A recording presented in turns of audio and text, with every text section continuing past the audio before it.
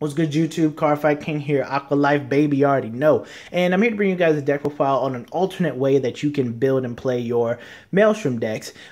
This is the stand trigger dominant build. This is an old school style of build. You know, back in the day, we used to run 8 stand, 4 draw, 4 heal, pretty much because Maelstrom was our big finisher. We do our little poke and control attacks. 4th battle, last battle of the turn would be our Maelstrom for the big finish. And our opponents would generally overguard or perfect guard it. And if you ran crit triggers generally fizzled, which is why we ran stand triggers, because stand triggers gave them the attack that they were unprepared for, that they had to deal with. Now, I've tried to construct this deck in a way that we can make full usage out of our trigger lineup early game, mid game, late game, because early game, there's nothing worse than hitting a stand trigger and you just standing the booster behind your Vanguard because you don't have any rear guards out. Well, the way I've tried to construct the trigger lineup and, you know, the rest of the lineups in the deck is to make more usage out of your trigger lineup, getting that full value. So without further ado, let's just get started. And then at the end of the video, I'm going to talk about how the deck is in the meta game today. Alright guys, so our starter is going to be also good at Mario still. He's just a Maelstrom searcher. He searches out our Vanguard, our Maelstroms, and third battle, he's really good. Plus, if you hit a stand trigger after his battle, you can get that extra attack in like we talked about. 4 heal triggers because we need to be able to heal. Now, for the trigger lineup, I'm going with 6 draw for Malika because Malika is good. Where's she at? There she is. Because Malika is just really good to go in a soul, give that +3. And then we run 6 criticals, or 6 stand triggers, excuse me. Now, the stand trigger running is Alex Morris because he's at GB1, he's a recurring stand trigger who enables the 4th battle, which is very important, especially in this format. We need to have as many 4th battle enablers as possible, especially with this type of deck. But the reason we're running 6 and 6 is generally because we don't want to see these too early, especially if you will have these situations where you just do not have the hand where we can sit there and afford to call out. Like, you need to be able to protect your Tidal Assaults and save him later. Your Rascal Sweepers, you need to be able to save them for later sometimes. And we just don't have that hand that we can call out and rush our opponent with. So, hitting a stand trigger is like, okay, sure, whatever. It's not really doing much. It's just standing the booster and giving you +5 power. So we're running the extra draw trigger so we can hopefully hit those more often early game. Than the stand trigger, so that we can actually get value if we're not having that type of hand where we can, sit there and rush with. But that's pretty much a trigger line. Let's get into grade 1. Alright guys, so grade 1 is actually fairly simple. 4 perfect guards because we need perfect guards in this game today. And we're running the Blue Storm ones because we don't really need to unflip damage this deck, and for another reason too. 4 stride enablers because we want to be able to stride, we want to be able to get to our stuff, and having Maelstrom stride early is like having a limit break enabler on your field, which is why we took out the limit break enabler for the 10k attackers. Again, allows us some early rush, which is why we ride her, because we could just ride her and call him out if we want to rush a bit, but we want to be able to have a unit that we can safely call out early game. We're not going to really call him out early game because we need him to stride, or if our opponent's sitting there at a 9 or 10k, he's not really doing anything but going to boost or swipe. And so, these guys, allow you to have that early game pressure and, again, make usage of the stand triggers that we play. Being able to restand him and him swing for 15k is actually really good. And then 2 copies of Stacia, because Stacia has, again, she has that nice self-protection method of being in the back row, swinging for 9k. She's just overall a very, very solid unit. But again, we took out the limit break enabler to add in these 3 cards to add more aggression, more cards that we can safely call out early game to put pressure on our opponent, and again, make more usage of our stand triggers. Let's get on to grade 2. Alright guys, so for grade 2, running 2 high tie sniper. Now the way I've constructed the grade 2 lineup is to make the most out of our Rascal Sweeper column. So 2 high tie sniper is really good. GB1, just makes use of your dead soul. We can just soul blast and he gains 10k, so he'll be at 19. Our Lambros turns 29 minimum. Just a really good card to have in general. And we're running 2 12k attackers. Now, we're running 2 12k attackers. Yeah, I know it's kind of like my boy Gabe, Domino Pair 21's build a bit. We did work on it together. But the 12k attackers are in there. Again, early mid-game to get more uses out of your stand triggers. Also to put more pressure on your opponent. Plus, it's a really good target for restanding with the stand trigger and for your Lambros turns. You know, being at 22k is really nice. So I do like having him in. I thought about adding more of him in, but right now this is working out kind of nicely.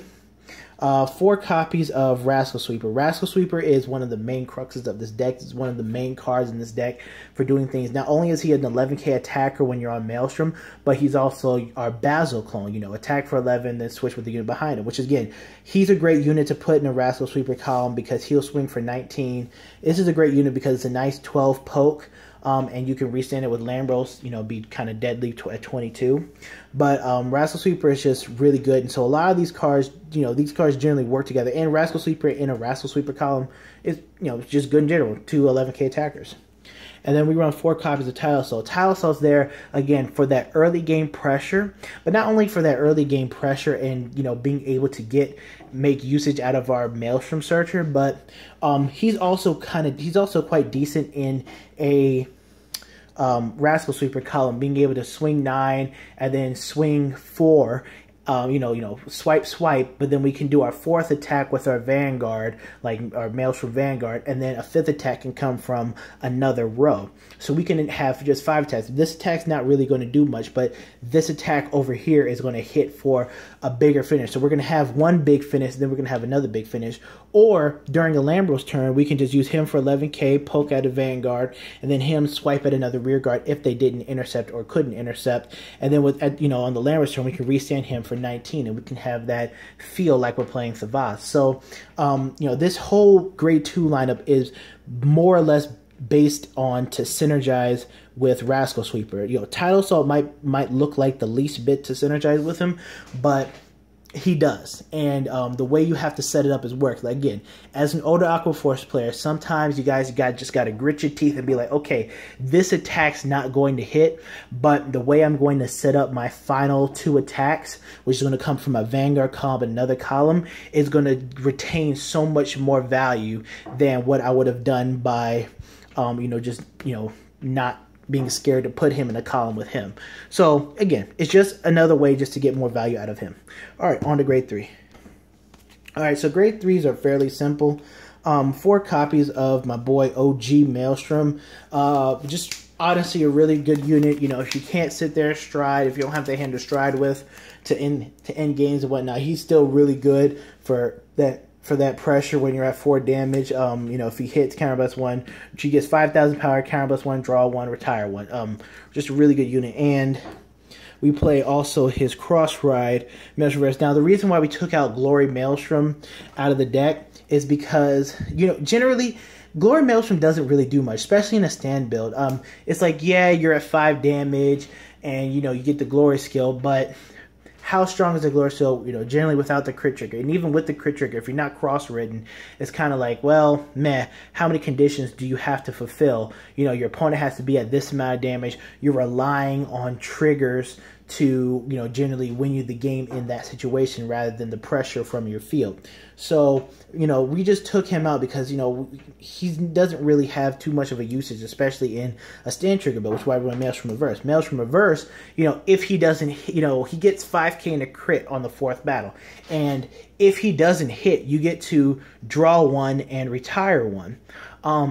Why I think he's the best is because you get value if you don't hit, which is what Maelstrom needed for a long time. Preset 15 is what needed to be to get to the top echelons. We needed a way to be able to do something after our 4th attack. Hitting the stand trigger is nice, but again, we're sitting there relying on hitting a trigger, whereas Maelstrom Reverse is like, sure, we're going to give your opponent the option. Do you want to take extra point of damage, or do you want to let us go +2? So, that's pretty much what we need to do. Give them that option. Either way, we're benefiting off of it. And on the Stride deck. All right, guys. So for the Stride deck, you guys know the obvious is Lamby Bambi right here. You got to play your 4 Lambroses. He's what wins us the games in pretty much all Aqua Force decks. Just an amazing unit in general. And then we're running. Now, this is a very interchangeable lineup. I usually change out, you know, these two, but for this one right now, we're going to be running 4 copies of Admiral Maelstrom. Now, the reason why we're running Admiral Maelstrom is because when we stride into him and we get our 4th battles, you know, he's our 4th attack on the battle, we're getting a triple drive, meaning we have one extra chance to hit a trigger. And again, he has to swing on the 4th battle, so that 4th battle is generally going to be our last attack. So again, we're going to get value out of this stride turn by hitting a stand trigger and, you know, re-standing another one of our rear guards and whatnot.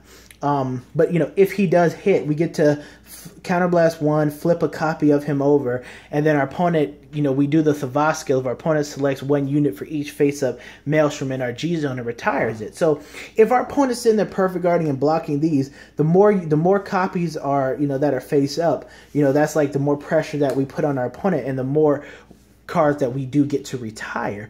But again, you know, this stride just works a lot better with stand triggers. You know, with crit triggers, it's pretty nice. Crit triggers, you know, I guess it's nice if you can hit and then you can get that plus and things like that. But again, he's your last attack. Our opponent's going to save a lot of shield for this one. It's going to generally always save the perfect guard for this guy. And so, you know, outside of Lambros, we need him to be able to do, we need when we're on him, we need to be able to do something after that 4th battle. And the stand triggers work best in conjunction with him, giving us that option of an extra attack that we can force out some extra shielding, damage, killing off a rear guard, whatever it is. But this has been the deck profile for you guys. Hope you guys enjoyed it. As always, if you guys liked it, leave a like, drop a comment. Let me know what you guys' build is. I will definitely be working on this build. I might put up a few videos of me playing with this deck. Now, do I feel this deck is, you know, competitive in the meta game today? I don't really think that this deck is that competitive. The reason being is because stand triggers don't put as much pressure on your opponent as they used to. You know, you have Royal Paladins, you have Shadow Paladins hitting fast, hitting hard. Stand triggers, you know, really work when your opponent's on, you know, 4 or 5 damage, but you know, those type of decks are hitting fast, they're hitting hard. You know, a lot of the times you don't have time to sit there and play a really slow grind game with your opponent. You want to end your opponent. Yes, Lambros can end your opponent, but imagine you hitting a crit and giving a crit and power, you know, crit to Lambros power here, or crit power to like a Tidal Assault or a Magnum Assault or something like that. You know, that's 2 attacks after this big 4th battle that they have to block. That's not only at a higher number, but with an extra critical. Now with the stand trigger, it's generally just a vanilla. And again, in my format, or my meta, I should say, where it's a lot of field destruction, Gear Chronicle, Narukami, Kagero, you know, things like that. Stand triggers, you know, generally kind of fizzle. Oh, and link jokers are popping up too. Link jokers generally make stand triggers sort of irrelevant, and as consistent and fast as Messiah's Lock is really hard for, you know, decks that generally rely dominantly on stand triggers to go off. So, you know, at least for where my meta is right now, stand triggers are just not the way to go. There's a lot of times where we got to hold our cards back, have these really, you know, weak columns, weak setups, and, you know, hitting a crit trigger puts more pressure, puts more damage on our opponent. Hitting a stand trigger, you know, doesn't really do much unless, you know, they're at high damage, or, you know, you're just sitting there poking cards out their hand and they're throwing guard out left and right, and it's like, dang, I have to throw out another attack. But, you know, at least for my meta, well, gee, brother's phone, but at least for my meta right now, stand triggers just aren't really that good. And, you know, if you're going to a bigger competition, I would definitely suggest you running more of a crit build. And I do have a crit build I'm going to show you guys, but I do suggest more of a crit build because, you know, the crit build helps you better with standalones. Crits are standalone better. You know, you're sitting there, ride your grade 1, ride your grade 2. We can't really afford to call out any rear guards. You hit a stand trigger early game, it's not going to do much. It's going to kind of fizzle. Well, that crit trigger is not really going to fizzle. That crit trigger is going to put extra damage on your opponent. And, you know, if we're running crit triggers, we're generally going to sit here and run Tidal Bore, because Tidal Bore allows, he's our big finish, but 1 battle shorter than Maelstrom. And then that means that we can get an extra 4th attack off where we can apply the triggers to, you know, apply the crit triggers and stuff too. Rather than Maelstrom where it's like we need to have the stand trigger. But, you know, he can still work with the the crit triggers, but he just his skills just work better in conjunction with stand triggers, whereas his skills can work with stand triggers. Don't doubt it. His skills can work with stand triggers and with crit triggers, which is why I generally prefer him, you know, as my main stride unit. But we want to try and find a way to make usage of Admiral Maelstrom. But yeah, that's pretty much how I feel. Let me know how you guys think in the comment section below, and I will see you next video. Peace.